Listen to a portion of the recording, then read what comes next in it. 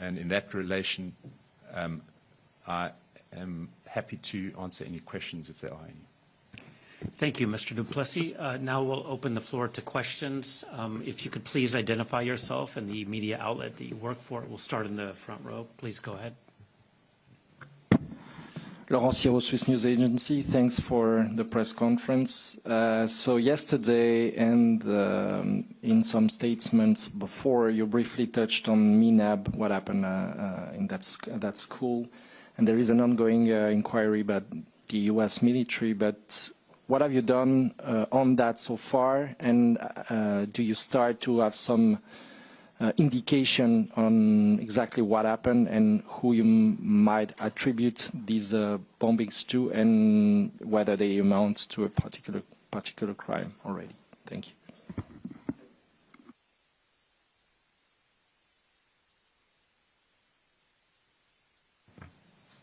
Thank you very much for that question.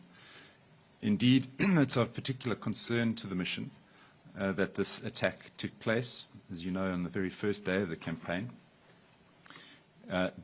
We know that the attacks destroyed the school in Minab, in the southern province of Iran. We have credible reports that we have been considering, which indicate killing of at least 168 people, and we know that the vast majority of them were girl students, many of them as young as 7. So we are alive to those facts. We are aware of the fact that the United States has indicated that it is conducting its own investigation. We ourselves are in a position where we are considering each of the facts as they emerge. We are in a position to gather those facts, and we are doing so with a concerted effort to understand who might have been responsible, what the reasons for the attack might have been, and to understand what the consequences, if any, might be under the relative legal frameworks. We are at this point in time, we're at an early stage of that investigation. You can imagine that it is impossible for us to do more than at this stage from afar consider what has happened. We don't have access to Iran. We have asked for that access, and we'll continue to seek that access. But from afar, we are certainly most concerned about the news about that attack, and we are in a priority fashion considering what that attack means and what the implications are. But at this stage, I can't say that we are able to say anything beyond the very considerable concern that the mission has for that school and the killing of, obviously, what appear to be numbers of children and teachers that are entirely innocent. Okay, we'll take a question from the New York Times, from Nick Cumming. Bruce, please go ahead. Yeah, good morning. Thank you for the briefing. I just wondered if you'd had any direct contacts with people in the United States, the Department of War, who are supposedly conducting this inquiry, if you have any sense of how that has progressed and your level of confidence in what is being done from that end. And second question, given the internet blackout, I'm wondering what whether you've been able to establish any kind of systematic picture of interventions by the Republican Guard forces in Iran in terms of actions against any protests they are getting or the actions they are taking to maintain their control on the streets. Thank you.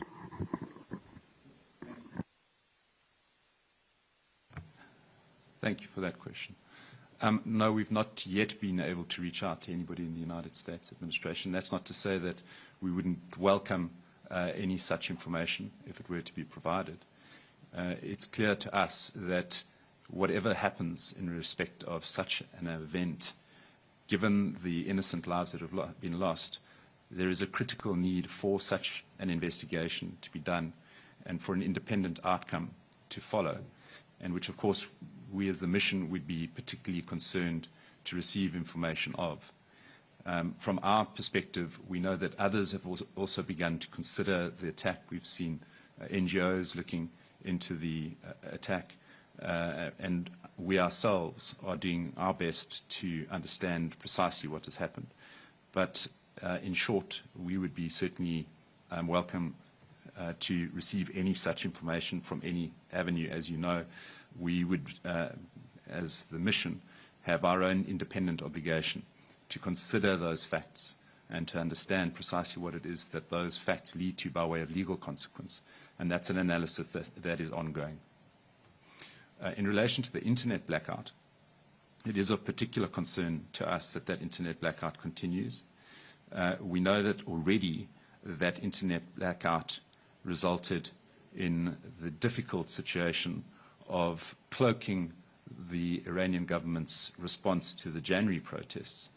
The difficulty, of course, in understanding what's happening on the ground right now is compounded by the internet blackout.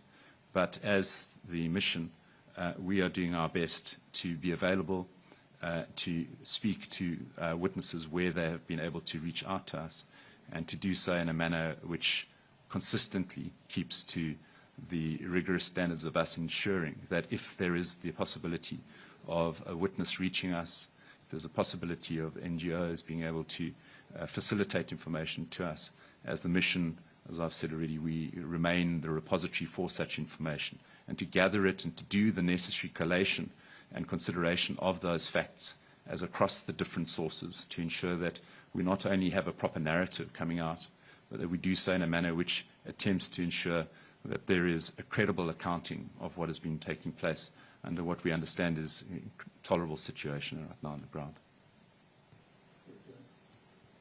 Could I just follow up on that then and say, I mean, we have anecdotal accounts of, anti-government protest in the context of this particular military action by the US and Israel. And I'm just wondering if you have anything that allows you to characterize the way Iranian authorities are responding to that.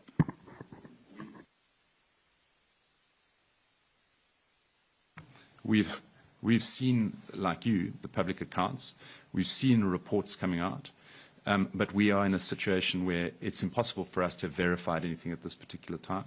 We are certainly concerned that if these accounts are correct, they point to the current situation, again, allowing for the possibility of escalated repression and for reaction against those who have dared to express dissent. We are particularly concerned about that because of past patterns which we've investigated. And so the difficulty that we have seen is that because of these past practices, there is the ever-increasing risk that such a pattern is again repeated.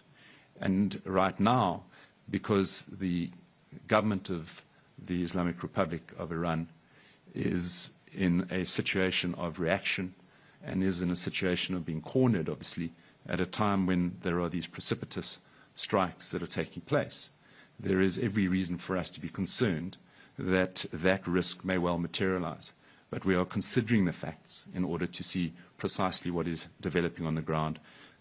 Right now we are, as I say, alive to the reports. We see them and we are collating them, but we haven't come to any particular findings.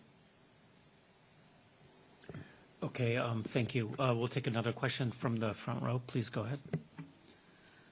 Good morning. Isabel Sakov with EFE, the Spanish news agency.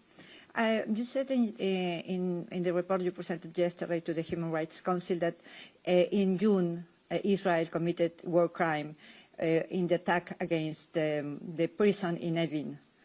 I would like to know if what do you know more than is that you said yesterday in the statement about this attack.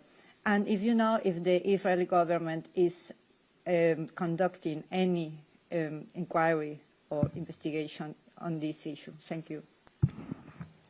Thank you for that question. What we have established is that it was an armed conflict between Iran and Israel in June of 2025, and that as a result of that, civilians and civilian infrastructure had to be protected under the laws of war. We found further that Evin prison is such a civilian infrastructure, and that Israel deliberately it appears to us, on the evidence that we have collated and which you'll be able to find in our conference room report, which will be released later today, that there are credible grounds to believe that that was a strike on the prison that was committed by Israeli forces, and that because of the laws of war having been flouted, that constitutes a war crime. The details of that, as I say, are set out in the conference room report, and that report will be released later today. In respect of your second question, we've not heard any news of any investigation that has been undertaken by the Israeli government in respect of that attack. But of course, we would welcome any such investigation were it to take place, and we would consider it important in light of our findings in the report around the numbers of individuals who appear to have been civilians and who are innocent in that strike and who lost their lives, that such an investigation ought to be done.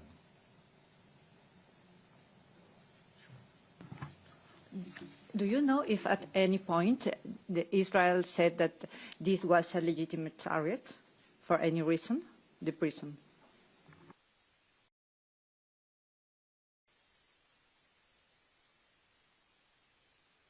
My apologies. Israel had said that it had struck the Evin prison. It had made that clear. And it has not, in our assessment, it has not provided a justification for why that strike had taken place, which justifies the attack on the civilians that were included in the prison.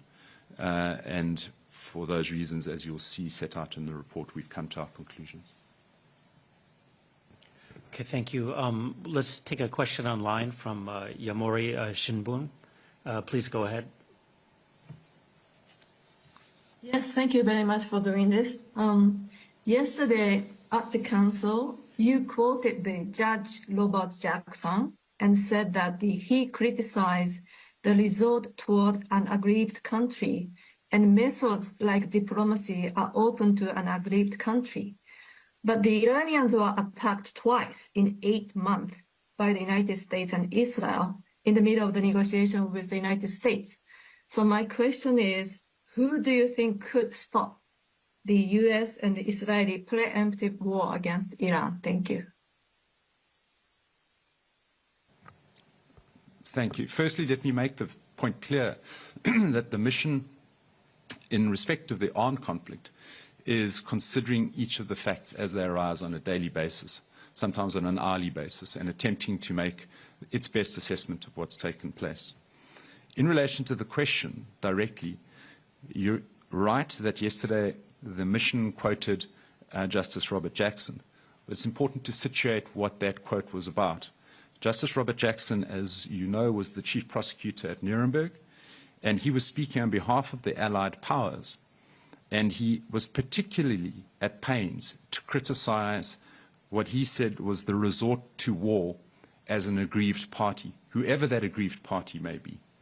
He said all other methods, persuasion, propaganda, economic competition, diplomacy, were open to an aggrieved party, but aggressive warfare was outlawed. And the mission yesterday stressed what he had said at paragraph 170 of his speech. He'd said the following. He said, our position, that is in respect of the Allied powers, he said, our position is that whatever grievances a nation may have, however objectionable it finds the status quo, aggressive warfare is not a legal means for settling those grievances or for altering those conditions. To close that quote. And let me stress that what the mission was making plain is that it is essential, therefore, to make the evidence gathering of crimes committed by any party to the conflict, by all parties to the conflict, any violations of human rights by all parties to the conflict, is something that the mission is concerned about. It's independently considering that in respect of any party to that conflict and in respect of any civilians that are harmed in that conflict. And that is because these abuses by all parties would ultimately be that difficulty that we have been noting as a result of the aggressive warfare that has been outlawed under international law. Okay, thank you. Let's take another question online from Reuters. Emma Farge, floor is yours. Morning. Just a clarification on the Minab strike. Would you qualify your inquiries as a separate investigation, or it's just part of what you're doing as your ongoing work? And then, do you have any information about arrests in Iran in recent days? There's reports of up to 500 in recent days. Thank you. Thank you. In respect of the Minab attack, it is not a separate consideration. It's a feature of our investigation overall. We're concerned about attacks on civilians and the loss of life by all. But, of course, the Minab school strike is of particular concern given the numbers of people involved, the fact that they were clearly innocent civilians, and the fact that we already know that the vast majority of them were girl students. And so in that respect, of course, there is a priority around ensuring that there is the truth around what happened and to understand what the legal consequences, if any, may be, and to assess where accountability may lie. And that is part and parcel of our overall mandate. And we are certainly concerned about Minab because of those features. So to make clear, it is not an independent or different investigation. It's part of our overall assessment and work that we're doing. Excuse me, remind me your second question.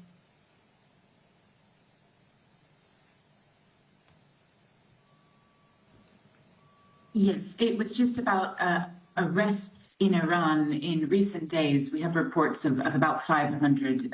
Do you have anything to confirm this? Thank you. Thank you. No, we've been noting the public accounts, and we are, as I've said earlier, we are collating each of those with a particular concern to understand exactly what is taking place. We have noted those, and we, as a result, are particularly alive to the difficulties that, as I said earlier, arise from the patterns of past protests and the repressive conduct that occurred there.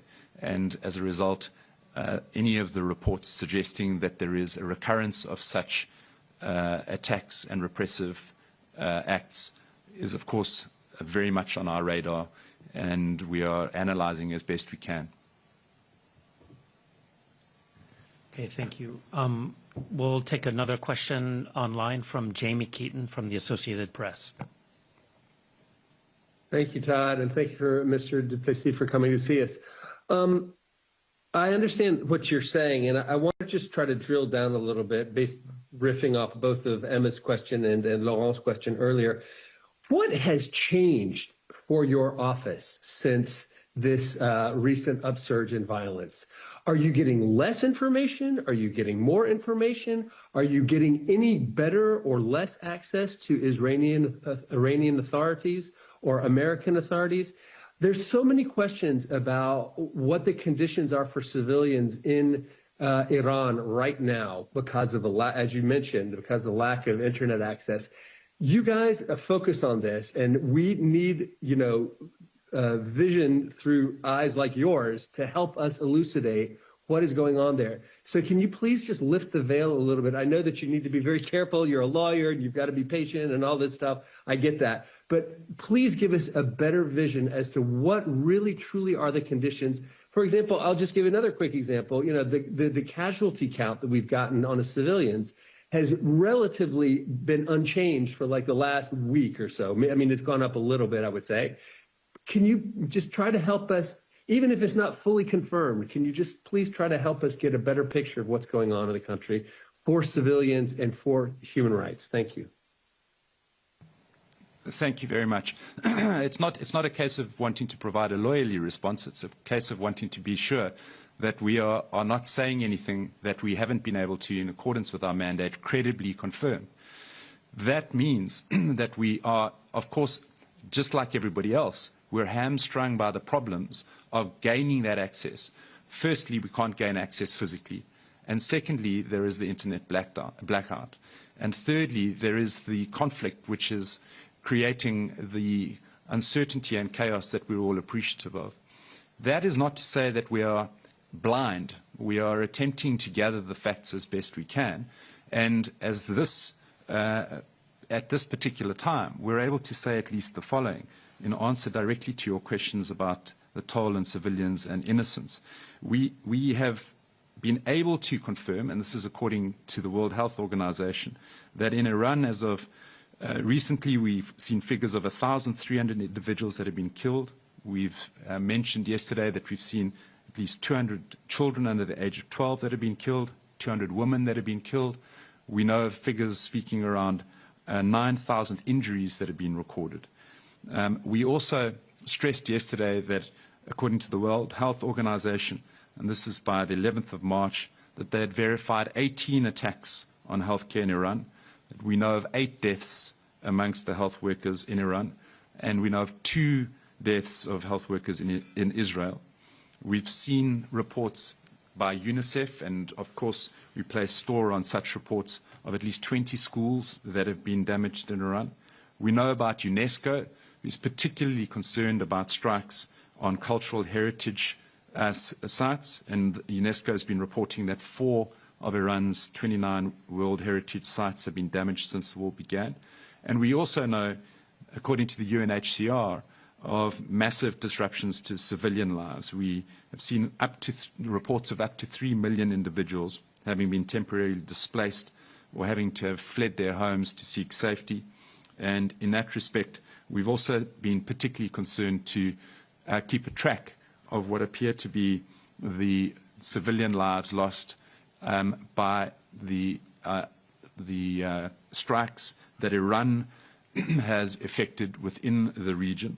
And here we are also attempting again to gather those facts.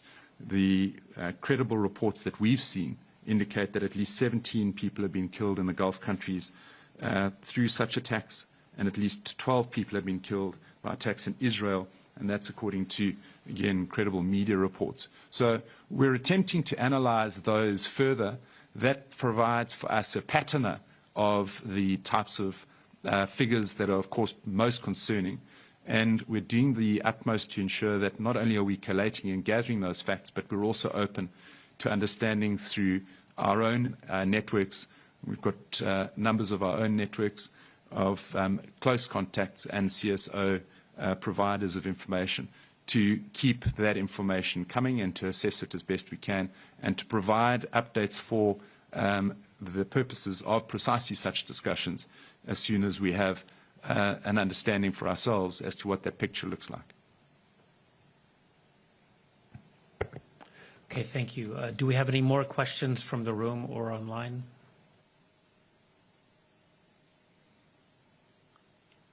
Yeah, please, a follow-up from the New York Times. I mean, since you characterized the attack on Evin as a civilian infrastructure and therefore a war crime, I mean, are the deliberate strikes that we are seeing reported almost on a daily basis on civilian infrastructure in the context of this conflict, do they also qualify as war crimes?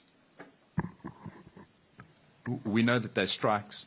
We know that they've been targeted, but we don't know what it is that has been targeted and the legal implications of it yet. That's something that we are considering. We need to be careful, obviously, recognizing that where the strikes have taken place, they've been taking place across Iran. We know that, and we've been particularly concerned to try and understand precisely what it is that is being done in that particular set of airstrikes and what it is that is ultimately the normative standard or violations of that normative standard. We would, in the same way that we've been able to consider the strike on Evin prison, we are wanting to do the same assessment in respect of other strikes. The difficulty, of course, is somewhat compounded by the fact that there are multiple such strikes, and we need to be clear about understanding precisely where that information comes from and precisely what it tells us. So that's why perhaps we can also understand the focus has been, for us certainly up until now, on the Minab school, because that is something that we already know that there are reports about and considerations being given to that as the priority that I mentioned. Okay, thank you. Again, any last call for questions from our colleagues online or those in the room? Yes, please, in the third row. Simon Petit. If you could just please identify yourself. Simon Petit, newspaper Le Temps, Swiss newspaper Le Temps. How would you qualify the strikes on the oil depot storage in Tehran? I think 2 weeks or 1 or 2 weeks ago. The strikes on the oil storage in Tehran. How would you qualify that kind of strikes? Yeah. We've noted those strikes.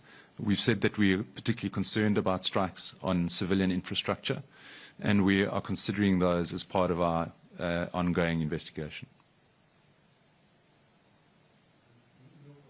You don't. Is it a war crime? Or? It's certainly too early for us to be able to say. We would understand. We'd need to understand the situation in far greater detail before we were able to come to that view. I think we have a follow-up from Jamie Keaton from AP. Jamie, did you have a question? Thank you. Yes, I do. I do have a follow-up. Thank you. I just wanted to sort of bounce back on the final comments of your response to my question.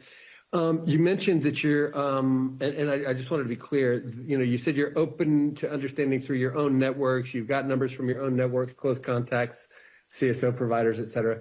Could you just, like I had asked originally, could you enlighten us as to what the communication is with those networks now? How is the information flow for your office? You mentioned all the United Nations. We've obviously heard from World Health Organization, UNICEF. We hear from them separately. From your office, what is the level of communication? Are you getting less or more information? Are you concerned about not getting information? Just kind of, if you could just, again, lift the veil on the work that you're doing to try to document these, specifically your office. So it is obviously important for us to recognize that we work together with other UN agencies. Those agencies are, of course, in their own ways dedicated to gathering the facts within their particular remits. So we certainly look to those and are happy to rely on them. Within our CSO networks, there are multiple parties that have their own understanding of what's going on the ground and their links. Of course, I wouldn't wish to go into any detail about those. And separately, we've got the ability for multiple reasons to know what it is that, because of our existing facts and the existing reports that we've looked at, give rise to what we might call predictors of further concern for us going forward in respect of strikes, in respect of repressive acts, and in respect of what might be particular concerns to try and highlight and to focus on. And that is where we are right now. And you'll appreciate that that's taking place in a context where it is literally on a day-by-day basis a struggle to understand the information and to gather it, given the peculiarities and precarities of the situation. It doesn't mean that our job is made any easier. It is made harder, but we are certainly redoubling our efforts to keep up. Okay, thank you. If we don't have any more questions from the room or online, I think that will bring us to the end of this press conference. Thank you all for joining us today, and have a good day. Thanks.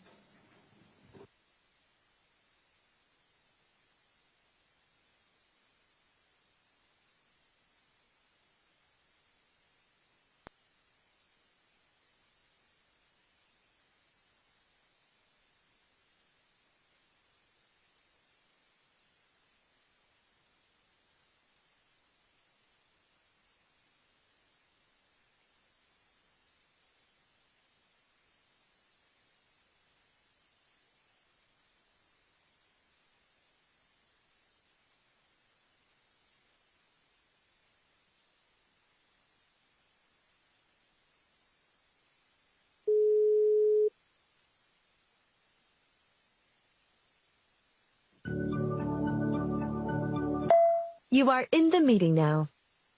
Recording in progress.